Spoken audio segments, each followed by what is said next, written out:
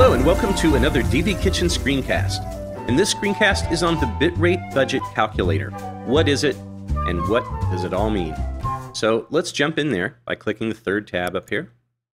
And DV Kitchen is all about encoding the highest quality video at the lowest bit rate, for all those reasons we talk about in the manual.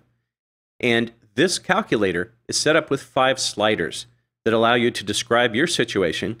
And then at the bottom, it'll say your recommended bitrate budget for, this length movie is, and it will give you a number. And this is the number to keep in mind when you're encoding video. If you go over this number, it just means your viewers are going to have to wait a little bit longer. So let's just go over these one at a time. How fast are your viewers' connections? Who do you want to target for?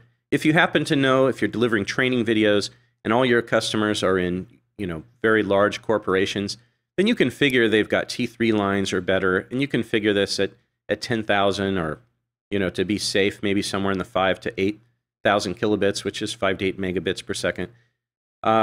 If you want to target everybody, even people with very slow DSL connections, you can leave this at 768. You're not going to be delivering high definition. You're going to be delivering smaller size video, but that would be a choice. You even have a modem setting here. At DV Creators, we target kind of a DSL1 speed of about 1500.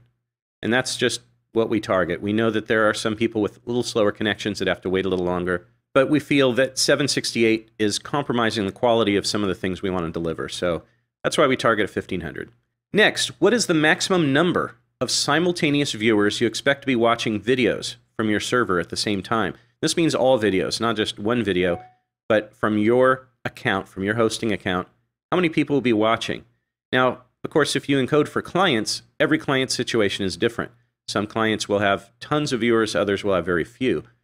If I was a shooter and had my demo reel on my website, I would probably figure 1 or 2. If you're a large company and you're presenting videos on your products, depends on how large you are. You might have 50, 100, hundreds of people watching. We're going to target about, a normal situation would be about 10. DV Creators has more than that. But let's set this up for a little bit smaller company. And we're going to skip up here. What is the approximate average length of your movies? Are they very short, or are they feature films that are 2.5, 3 hours long? So we'll leave this set at about, 7 minutes. Now, how much bandwidth do you think your server will be able to deliver continuously for your movies and actually deliver continuously for anything? Now, this is tough because hosting companies don't advertise bandwidth. Most of them don't. It's a tough number to find out. Sometimes if you ask them, really the best way to find out is go to a super fast internet connected place, T3 or better, and just download a large file from your server and see how fast it downloads. And if you're doing this while not many people are on the site, let's say the middle of the night, that might give you a pretty good idea. For a kind of an inexpensive shared hosting account, maybe a HostGator or DreamHost account, you can count on about a megabit per second. Continuous bandwidth every second from that hosting provider. If you have a little more expensive, a little beefier account, you can figure a few megabits per second. Dedicated servers start getting up in the tens and even hundreds of megabits per second.